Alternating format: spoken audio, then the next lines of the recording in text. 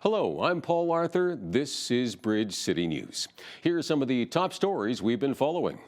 Newfoundland Premier Andrew Furey makes a surprise announcement that he is stepping down. Plus, there's speculation that Albertans may get a tax break in this Thursday's spring budget.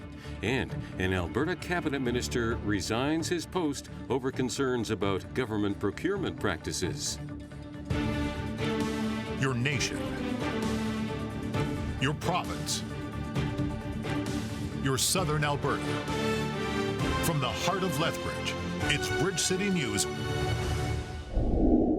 Thanks for joining us. We begin with some breaking news. According to Olha Stefanishina, Ukraine's deputy prime minister, Ukraine and the United States have reached an agreement on a framework economic deal that would include access to some of Ukraine's minerals. The agreement would establish a fund into which Ukraine would contribute 50% of proceeds from the future monetization of state-owned mineral resources, including oil and gas. The fund would then invest into projects located in Ukraine. However, the agreement does leave out any references to U.S. security guarantees, which Ukraine had originally insisted on in return for agreeing to the deal. There are still questions as to the size of the U.S. stake in the fund and also the terms of any joint ownership deals to be worked out in follow-up agreements. Officials say Ukrainian President Zelensky could fly to the U.S. to sign the agreement as early as this Friday. Newfoundland and Labrador Premier Andrew Furey is stepping down after nearly 5 years in power. Furey says he couldn't commit to another full term in office with a provincial election set for this year. He has asked the Liberal Party to begin a race to replace him.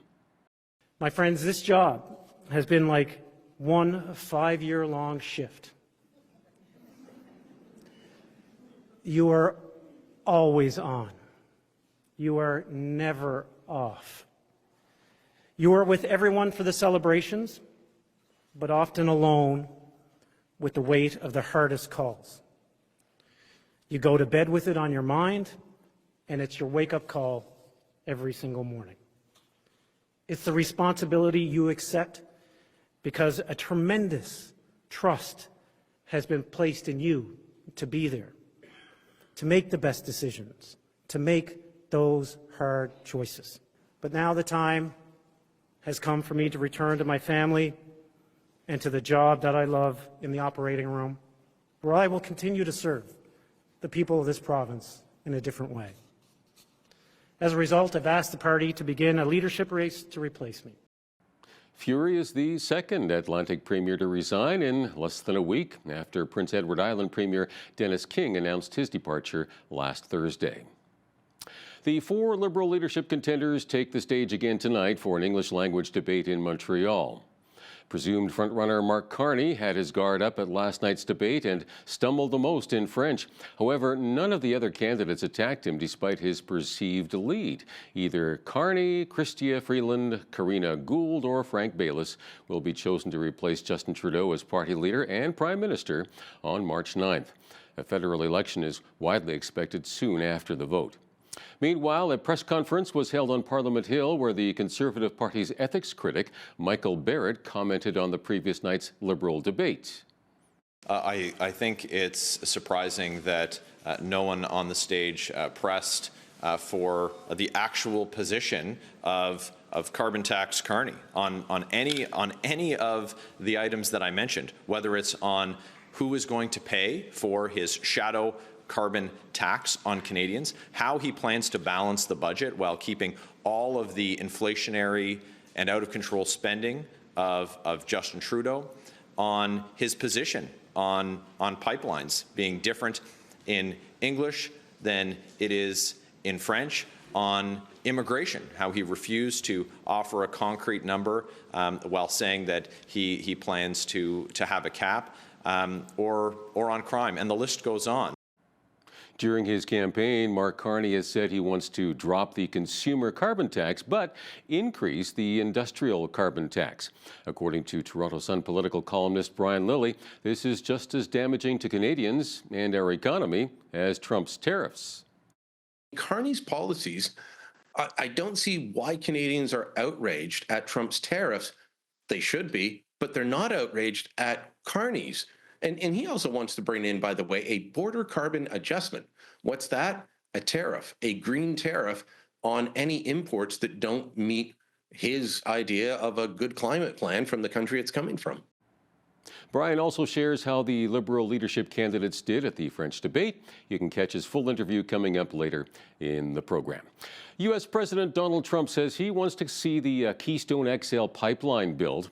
He says the pipeline expansion would have sent more oil sands crude to the U.S. Gulf Coast, adding it would get easy approvals and an almost immediate start if it's revived.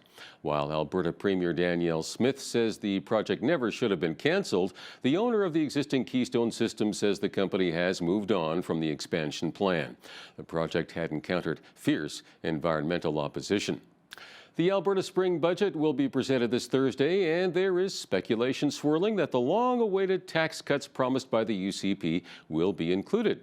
For those earning less than $60,000 per year, that would mean a 20% reduction in taxes, a welcome break with the potential of price increases with U.S. tariffs looming. We'll find out for sure in a couple of days. The Alberta government intends to introduce 20 new pieces of legislation over the next 10 weeks. An Alberta cabinet minister, meanwhile, says he is resigning from his post, citing concerns over procurement practices across government. Infrastructure Minister Peter Guthrie has urged Adriana LaGrange to be removed as health minister amid allegations of government arm twisting and favoritism surrounding overpriced health deals. He says the rest of cabinet doesn't share his worries. Guthrie says he'll better serve his constituents as a backbencher by pushing Premier Danielle Smith's government to conduct itself with honesty and integrity. In a statement released earlier this afternoon, Smith accepted Guthrie's resignation, adding he has obviously expressed concerns regarding the allegations made by the former CEO of Alberta Health Services. And as I have said repeatedly, those allegations are serious and are being fully investigated. Meanwhile, Alberta NDP Leader of the Opposition, Christina Gray, is calling for the resignations of both the Health Minister and the Premier and for a judicial public inquiry. An ailing Pope Francis has named a new Archbishop for Vancouver.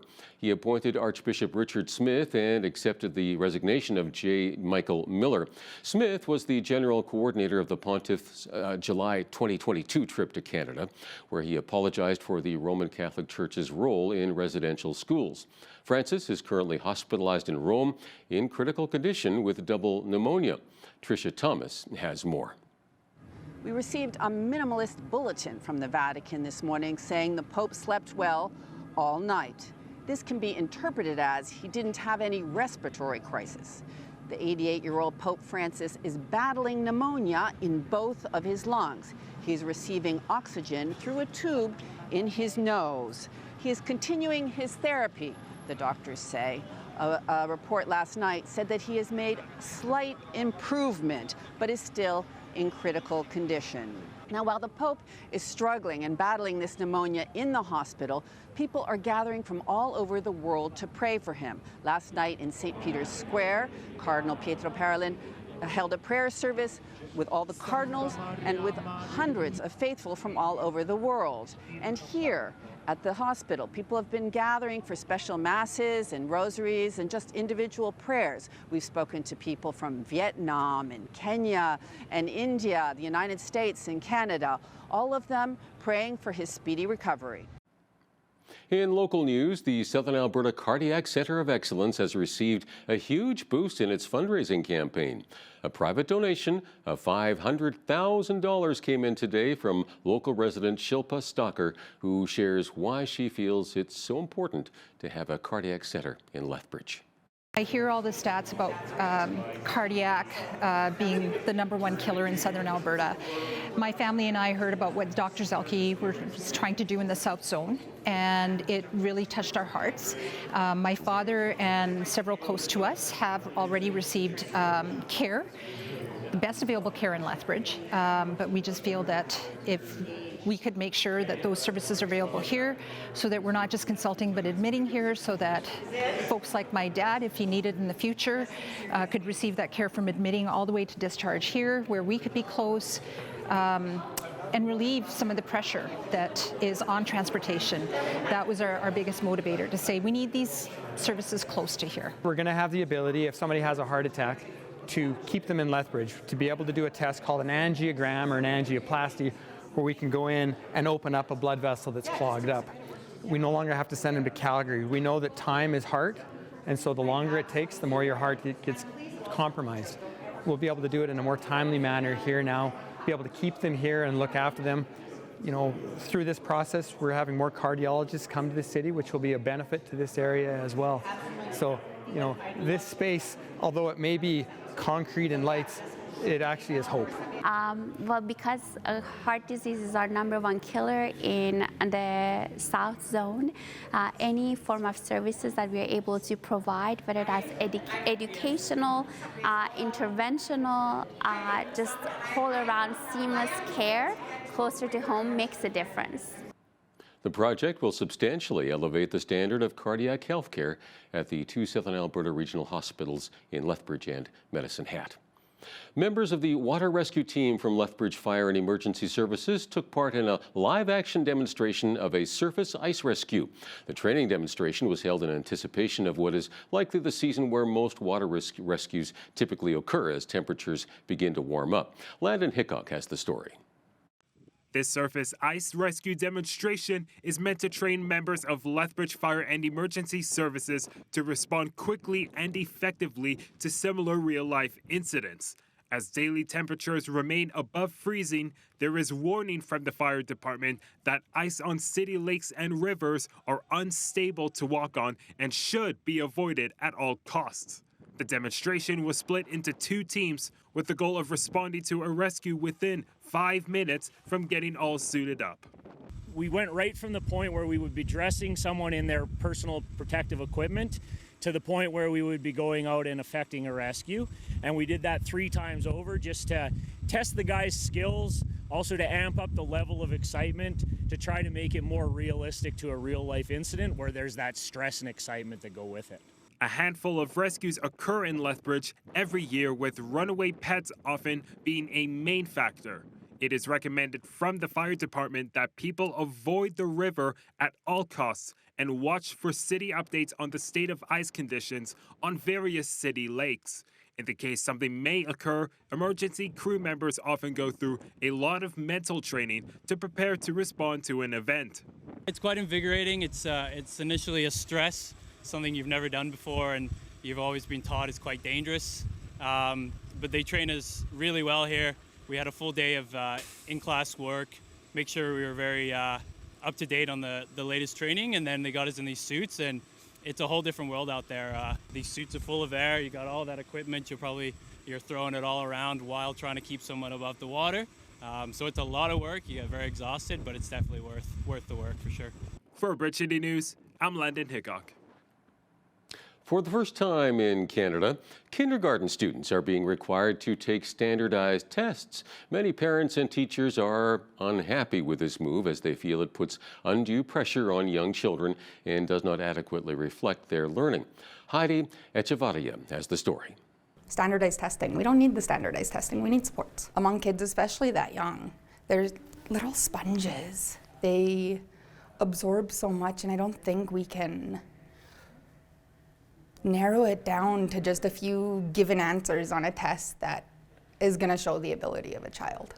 There is concern among Alberta parents and teachers that kindergarten students are now required to take mandatory literacy and numeracy screening tests. This measure is being implemented from January 2025. Jason Schilling, President of Alberta Teachers Association, explained that this is not a pilot project and it will continue to be implemented at other school levels. This is something that the government is moving on. In fact, next year they want to expand the testing into grade 4 and 5. So students who are in K-6 right now, starting in kindergarten this year, will do 32 standardized tests by the time they leave grade 6. Kindergarten is a play-based curriculum, and all of a sudden we're giving a standardized test of screeners to students on information that they might not have learned yet. And hearing a lot of concern from teachers about the harm that it might be causing students this young. Teachers will be able to identify from working with students, from spending time with them, from teaching them what their deficits and their strengths are. Well, they are mandatory, and so parents should expect their students to write them, but parents can also excuse their kids from these tests. Teachers are also saying that, we can't get substitute teachers to come in to help cover classes, so they're doing these tests at the back of their room while 30 other kids are trying to learn at the same time. So they get tested 3 times a year, except for kindergarten students who will be tested twice. Well, parents should be asking questions, about why my students doing these tests? Like what is the value of them as well? Everyone learns at a different rate, and this testing doesn't actually show us the abilities these children have. Funding more supports in classroom. Other teachers, other TAs, other teachers that are there to help the kids that have disabilities and learning needs, Funding that versus funding testing. Let's fund the children's education and futures and not just worry about the test marks. They're not able to pay these workers what they need so we can support our children, but they want to keep testing them. I don't think it's right. We need more supports in class. For Bridge City News, I'm Heidi Echavarria. The city's annual Ag Expo kicks off on Wednesday in what is promised to be a large showcase of the latest farming technologies, producers, and products.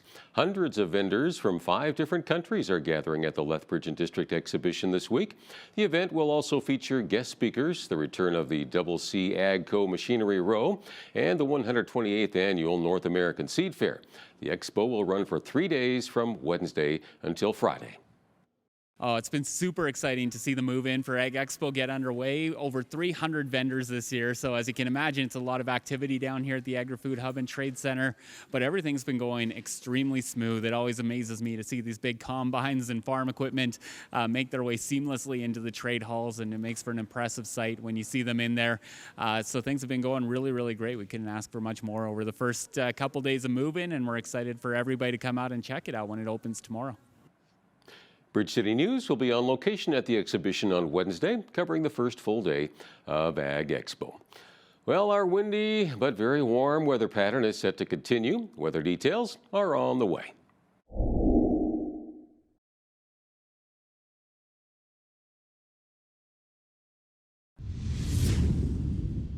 Let's take a look at our forecast. Clear skies overnight with a low of +3. Wednesday, sunshine along with a west wind at 20 kilometers an hour, increasing to 40, gusting to 60 late in the morning, a high of 15. And Thursday, sunny and, dare I say, hot with a high of 18. Friday, more sunshine and 13 degrees. For the weekend, temperatures bouncing back up again, 17 degrees in the sunshine for Saturday, the first day of March. Sunday, cloudy with a 40% chance of showers, a high of 10, and cloudy with a 60% chance of wet flurries with a high of 7 on Monday. Checking the almanac, the average high for this time of year is +3 with an average low of -9. The record high was 17 degrees set in 1988, and the record low was -35 set not that long ago in 2019. The sun rose at 7:23 and will set at 6:07. Let's see how Wednesday is shaping up across Canada. Victoria will see a mix of sun and cloud with a high of 11, 13 degrees for Vancouver and partly cloudy. In Alberta, sunshine for Calgary with a high of 14, and mainly sunny in Edmonton, but cooler with a high of 9. Sunshine for Regina and +1, while Saskatoon will get to +3 under sunny skies, a mix of sun and clouds with a high of 3 for Winnipeg. Also mild conditions in Ontario. A few clouds in Toronto with a high of 3. In Ottawa, a 30% chance of flurries and a high of 3. Sunny conditions for Montreal and a high of +1. In Atlantic Canada, snow mixed with rain will make for slippery conditions in Fredericton with a high of 6. A few showers and 5 degrees for Halifax.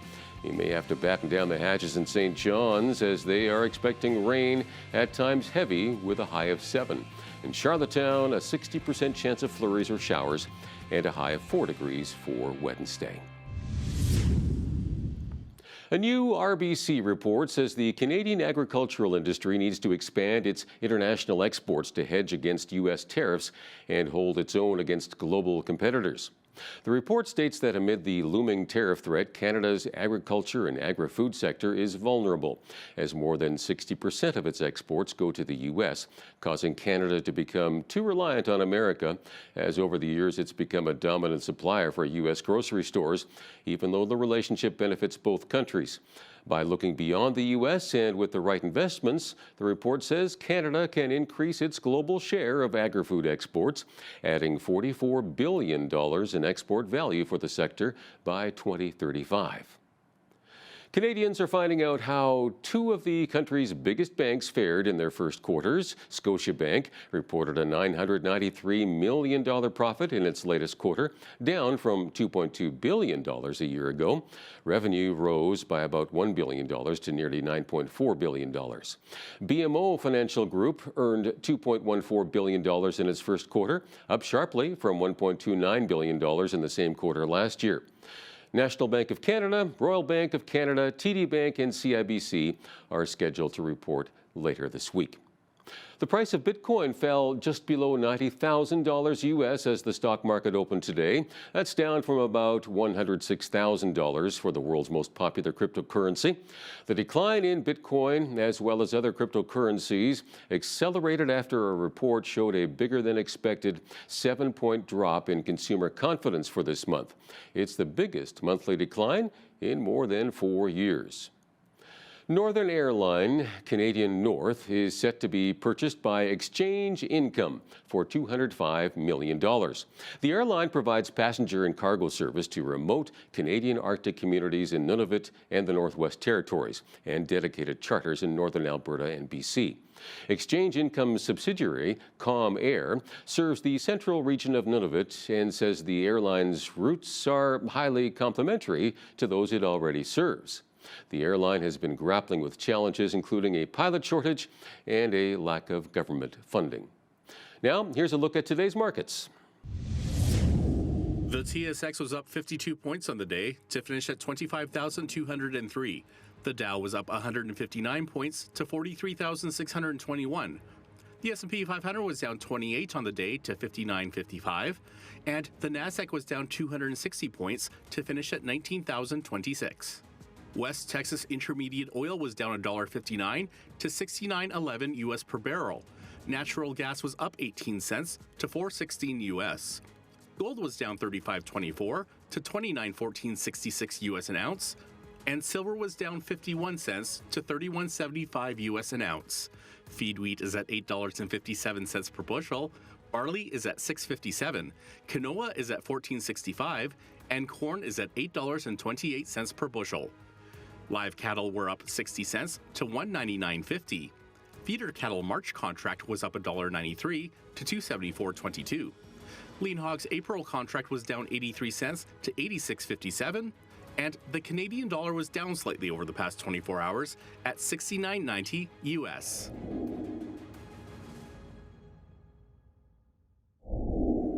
Recapping one of our top stories, Newfoundland and Labrador Premier Andrew Furey made a surprise announcement today that he is stepping down after nearly 5 years in power. Furey says he couldn't commit to another full term in office with a provincial election set for this year. He has asked the Liberal Party to begin a race to replace him. Coming up after the break, Toronto Sun columnist Brian Lilley shares his thoughts on the Liberal leadership French debate and the impending U.S. tariffs. When you see news happening in your community, be sure to send us an email at info@bridgecitynews.ca. You can also visit our website anytime to check out more of our stories and interviews.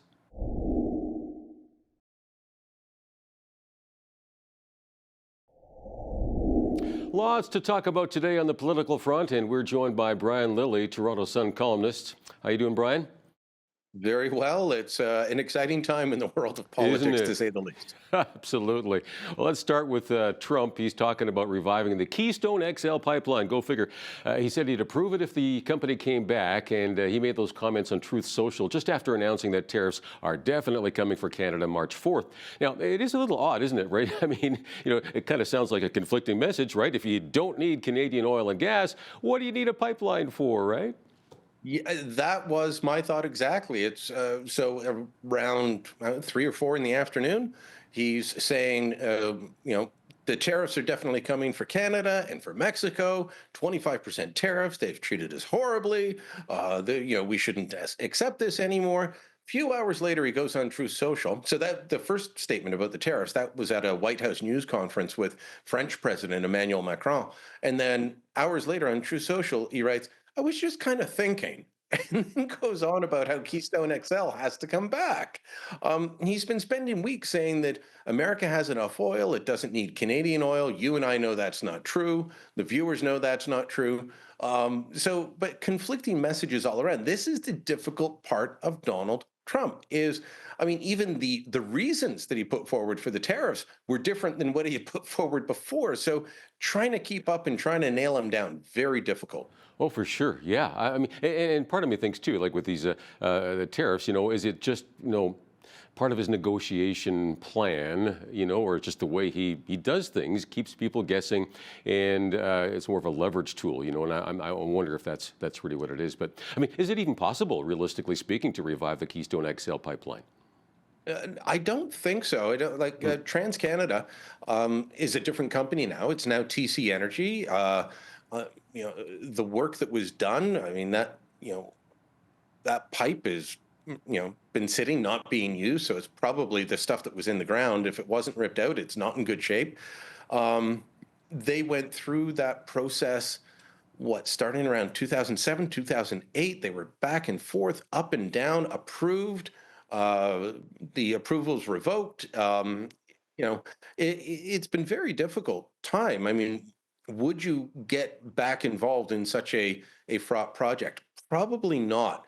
I mean, maybe someone could revive that. I doubt that TC Energy is going to jump in and say, you know what, we'd really like to be treated as a political punching bag by both sides for the next decade and try to finish this pipeline. I mean, I guess the bright side for anybody thinking about building a pipeline is that you're going to have the support of the Trump administration on that side. On this side, it's still pretty unclear. Now, I think if Poilievre... The Trudeau Liberals had supported Keystone XL previously. Now, would that have changed? I mean, they've passed Bill C-69 since then.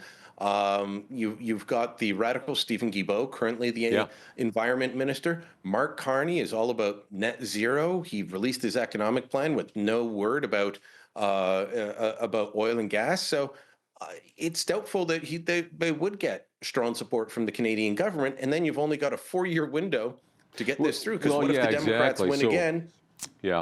Yeah, give you enough time. I don't know. Yeah. Oh, man. It's hard to keep up with all the different tariffs that are coming at us. Now, of course, the original tariff's supposed to be about fentanyl and legal border crossers and so forth. And, of course, Canada has responded, at least partially, and, is, at least in theory, committed to, following through on this and making our border secure. So, it is a little odd how we're seeing all these things coming down, and so you have to ask again why. Is it leverage? Now, Trump is also talking about stacking tariffs. So a tariff on a tariff, if I understand that correctly. Do you want to unpack that a bit? Tariffs on top of tariffs, and how this would impact us? Yeah. So March 4th, we could see the across the board 25% tariff on everything. And that would be the baseline. And then if he does stacking tariffs, then, the 25% on steel and aluminum would be on top of the general tariff. So that would end up being a 50% tariff, or depending on how they calculate it, could be compounded, which would be even worse. And then he's talked about another tariff on autos or auto parts. Again, that would be on top of the 25% general tariff. So things could get really ugly really quickly. And it's strange because, various governments have been responding to his concerns on the border. Alberta has the sheriffs down at the border helping in between official border crossings. Manitoba's got conservation officers and other police officers down there. Ontario's just announced, they've found 46 pounds of fentanyl at or near the border, they believe destined for the border, with this Operation Deterrence that has helicopters around the Ambassador Bridge and Niagara Falls and all these areas. So things are happening, but Trump is just changing why the tariffs are coming and what the various reasons are. So, we've got to get ready. Yeah, oh yeah, be ready for anything coming our way for sure. Now, Doug Ford, of course, Ontario Premier, getting ready for an election here in a couple of days.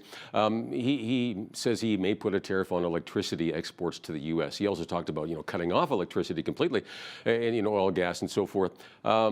Problem with that, I guess, would be, if I understand correctly, where you're at in Ontario there, I mean, we export, yes, crude oil, heavy oil, but they refine it and then ship it back up to Ontario, and they could actually shut off the pipeline for Ontarians, right? There's no good winner in a trade war. And so both sides are going to take actions. So yeah, Ford's latest thing, initially it said shut off the electricity. There are ways to do that, but you could also blow the grid and violate international treaties. But Trump's actions can be seen as a violation of international treaties as well. So he is talking about putting on an extra tariff. He didn't go into detail. Ontario provides an awful lot of electricity to Michigan, Wisconsin, and I believe Pennsylvania as well. And so residents in those states, Trump just won both of them, or all three, sorry, they would start seeing higher electricity prices from a president who promised to make the cost of living lower. The other thing that Ford has promised to do, and he's encouraging every other premier to do it, is delist every American product in your liquor board. I know you guys have a private system in Alberta, but it's an Alberta wholesaler. The Alberta government, I believe, is still the wholesaler. Here, Ontario, the government is the wholesaler and the retailer. And so if those tariffs do go into effect, then every American bourbon, every bottle of Tito's vodka, every California Chardonnay would be taken off the shelf. That was already causing consternation when Ford threatened to do it about a month ago when Trump was saying the tariffs would come at the beginning of February. Yeah, it remains to be seen what will actually happen come March 4th, because he could change his mind. Yeah, he could change his mind, and it will definitely have a very noticeable effect on the pocketbooks of our American neighbors as well. So it's, like I say, no winners in this one. So I don't know that it's going to last a long time before the repercussions set in, and Trump maybe says, yeah, okay, that's enough for now, and we'll see. Here's the thinking in Washington. I can tell you this quickly. Yep. The thinking in Washington is, yes, 25% tariffs on goods from Canada will make it more expensive, but they also believe that their dollar will get stronger and ours weaker. So the people importing may eat some of the cost, the exporter may eat some of the cost, and the difference might be made up with the different currency valuations. So they're not thinking it will add that much. That's unfortunately the thinking. Let's hope it doesn't get to that, and let's hope these are short-lived. Yes. Oh, amen to that. Well, Liberal Party holding their leadership debate last night in French, of course. So before we get to talking about any of the policies there, how did they do in French? Because none of them are, that's not their first language, right? Well, you could say it is for Frank Baylis. He's born, raised in Montreal. I'm not sure the Quebec government would consider that because his parents were both immigrants, but he born and raised in Montreal, speaks flawless French. Karina Gould from Southern Ontario, Burlington area. She did very well, quite fluent. Chrystia Freeland, so-so. She's pretty good. She's not great. And then Mark Carney. Mark Carney was looking like he was translating everything in his head as he listened to it and then translating it back out into French as he was answering. He had a couple of slip-ups. At one point, he meant to say, we all agree on Hamas, that Hamas is a bad group, and instead he said, we all agree with Hamas.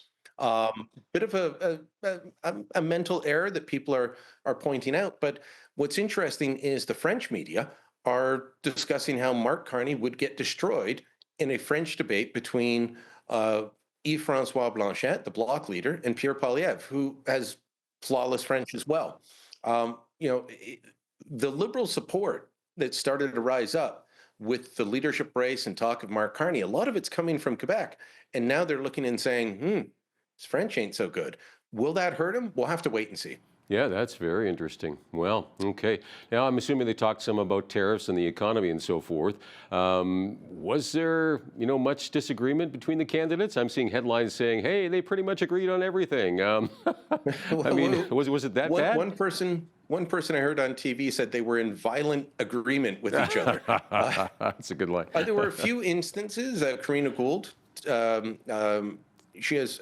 I don't know if she's a practicing Jew, observant Jew, but she has Jewish background for sure. I know that. And she takes a much different stand on Israel and Hamas and Gaza than some of the others. Frank Bayless was there saying we've got to recognize the Palestinian state. And Gould took him to task, saying you would be rewarding Hamas, to which he denied. But, there's a bit of back and forth there. A lot of the debate was just about Donald Trump and who's best to deal with that. They should have been taking some shots at each other, and they weren't. I mean, you're debating to see who's going to get ahead, but they were very careful not to. Very interesting, because Chrystia Freeland is considered to be in second place behind Mark Carney. Well, if you want to be in first place, you better take down the guy ahead of you, and she didn't do it. In fact, she's the one that corrected Carney when he made the error with Hamas. Yeah, that just puzzles me. It's a head scratcher. I mean, here's your opportunity, use it. I mean, so it just makes me wondering what's going through their minds, what's going through the minds of the Liberal Party as a whole.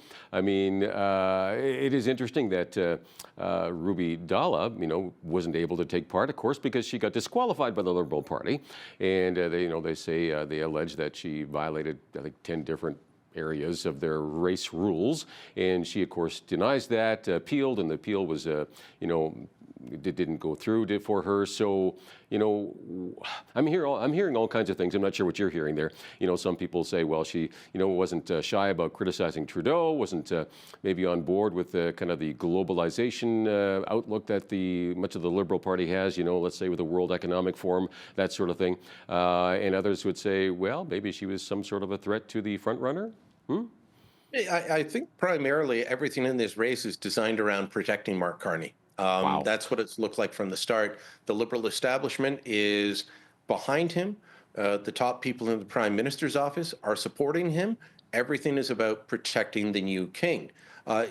Justin Trudeau may have said that it was awful that the Americans didn't elect a woman as president just a short time ago, but he's doing everything he can to make sure that Chrystia Freeland isn't elected here. And he would, feel the same way about Ruby Dalla. She was a Liberal MP, but a lot of Liberals see her as an outsider, a tourist in her own party. She sees the party as going too far to the left and wanted to bring that back. So I think at heart, there were, concerns about her stance on WEF, but Carney was the main reason, in my view. And we've heard Liberal pundits say that openly. Wow, that's really interesting. Well, you recently wrote about Mark Carney's economic policies. You're saying they would hit jobs the same way Trump's tariffs would. So what is he proposing that you think would hurt our Canadian economy? Well, until Trump said definitely these new tariffs on March 4th, we were thinking we'd get steel and aluminum tariffs first. And those would affect jobs in places like the steel mills in Regina, in Edmonton, south of Montreal, in Hamilton, in Windsor, Sault Ste. Marie, Ontario. Those would be hit because suddenly the steel's more expensive. Some orders would be completed. Some buyers would find a different source, and jobs would be lost. Well, Mark Carney wants to increase the industrial carbon tax. He wants to get rid of the consumer carbon tax, but he wants to increase the industrial one. I took a look at the books of Algoma in Northern Ontario. This steel mill paid $24.6 million for the carbon tax on its operations for the year that ended March 31st, 2024. What happened the very next day? The carbon tax went up last April 1st. What's going to happen this coming April 1st? The industrial carbon tax is going to go up by another 19%. Algoma, if nothing changed from their books for the fiscal year that just ended, this coming year, they'd be paying $36 million in carbon tax. Doesn't that just basically get passed on to the consumer, though, so we end up paying anyway? Which, and similar to tariffs, makes your product less competitive, which makes your ability to sell fall. And so that will affect jobs. I mean, Carney's policies, I don't see why Canadians are outraged at Trump's tariffs. They should be, but they're not outraged at Carney's. And he also wants to bring in, by the way, a border carbon adjustment. What's that? A tariff, a green tariff on any imports that don't meet his idea of a good climate plan from the country it's coming from. Wow. Okay. I'm not sure we need more of that in Canada. Okay. Real briefly here. Now, of course, the polls showing things, tightening up with if Carney wins. So the Conservatives, do they have? Have a slight lead, I think, still, but do they have to be concerned about this? If an election were held today, the reliable, reputable pollsters that I follow show the Conservatives would likely win a majority government. It's still a 7 to 8 point lead, sometimes a little higher. There was a 15 to 20 point lead for a long time. I've said many times on this program and elsewhere that once Trudeau was gone, the polls would tighten up. And then we'll see what happens once the Liberals do pick a leader and the Conservatives have a new target to go after. It was funny listening to the Liberals in their debate say that Pierre Poilievre just lies all the time while they lied about him. I get it's politics and everyone makes claims, but that's what they've been doing about Poilievre. But still, a 7 to 8 point lead, including in places like Ontario. And we'll see how that Quebec debate, the French debate, affects Mark Carney's numbers in Quebec. So, don't panic yet, but they've got a lot of work to do still if they want to win. Still a ways to go, even if the election is called soon. So, hey, thanks so much for updating us, Brian. Appreciate it. Thank you. All right, Brian Lilly, Toronto Sun columnist.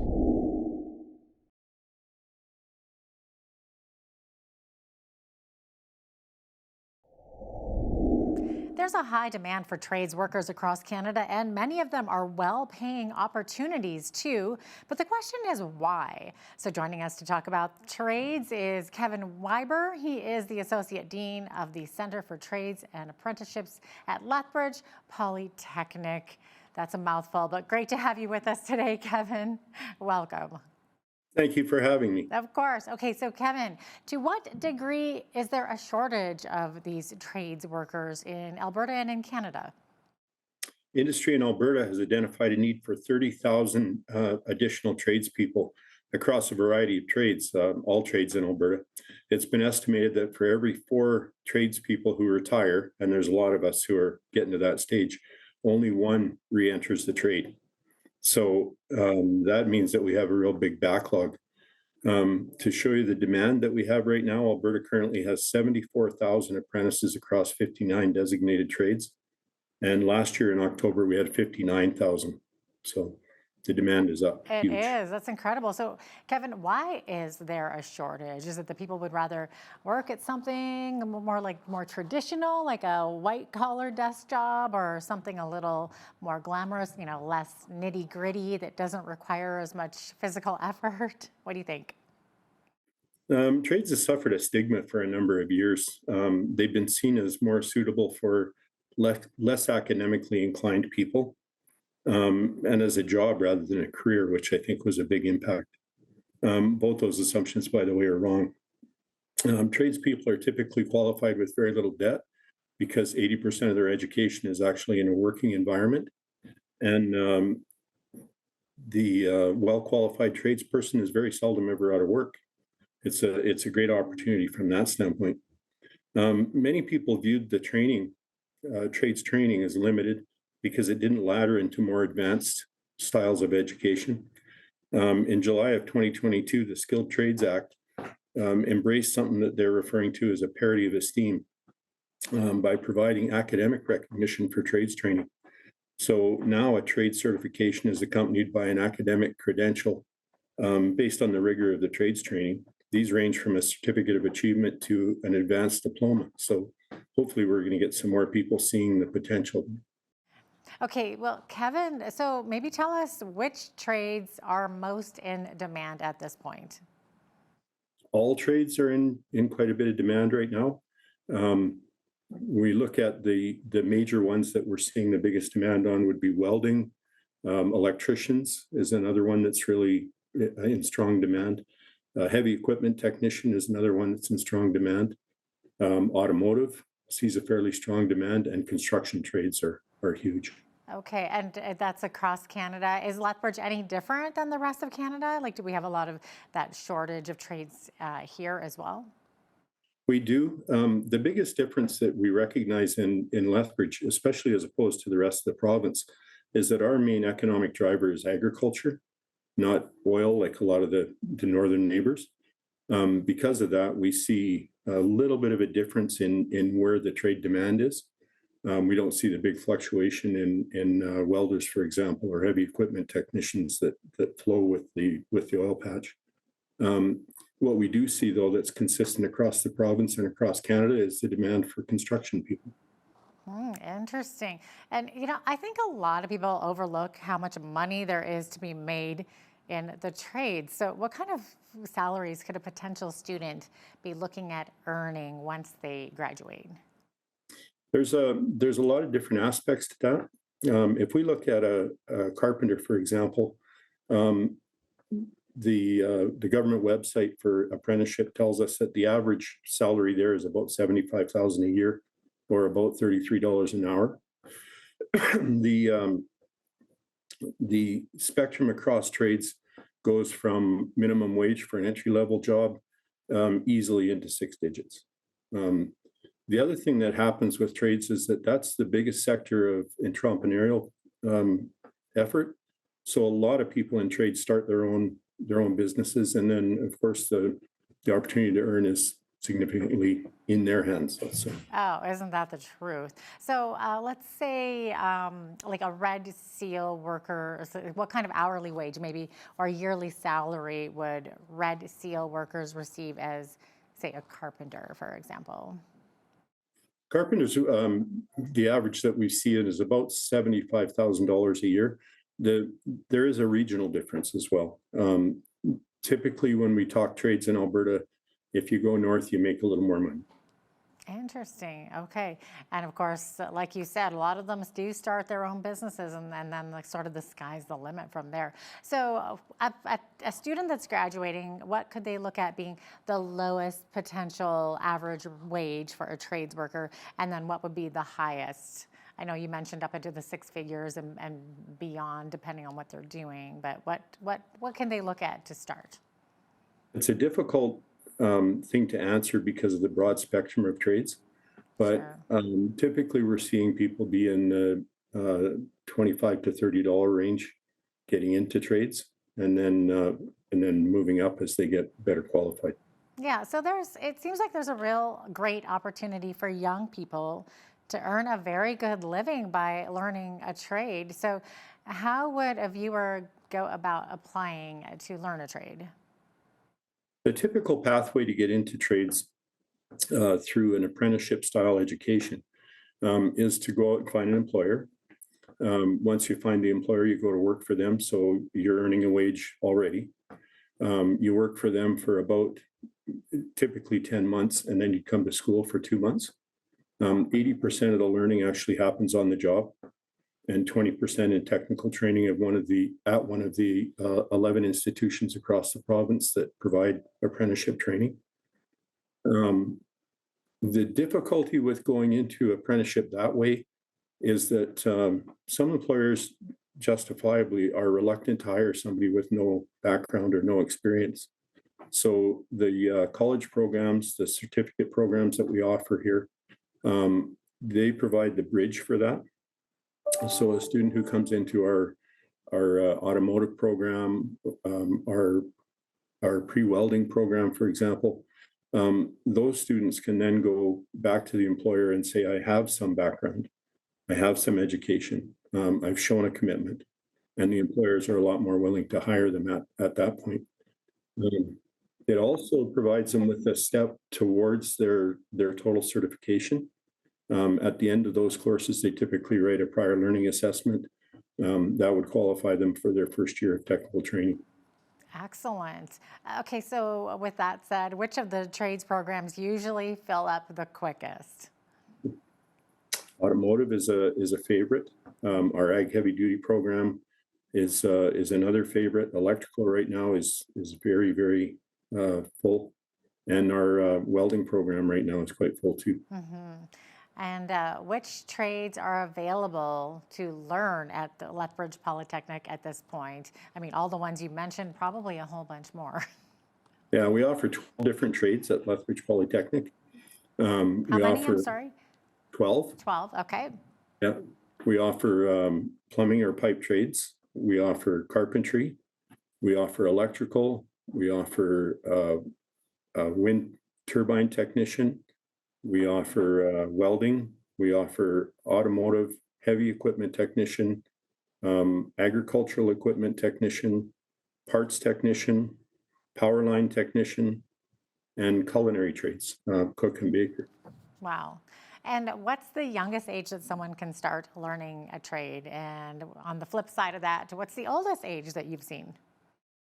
I'm really glad you asked that, because it's interesting, some of the initiatives that we have going right now at Lethbridge Polytechnic. Industry comes to us and asks for support in finding people to enter the trade. And most of the people we find who are adult have already selected their trade. They already have an idea where they're going. So what we've done is we've got some youth initiatives happening across the institution aimed at people in K-12. The first of those is called our STEM project. So we've actually taken the material that we would teach in trades, and we've aligned it with the curriculum of K-12, and we actually take it into the schools and offer authentic application of what they're learning in science and engineering and math. And so that initiative is really useful at approaching grade 7, grade 8 students typically.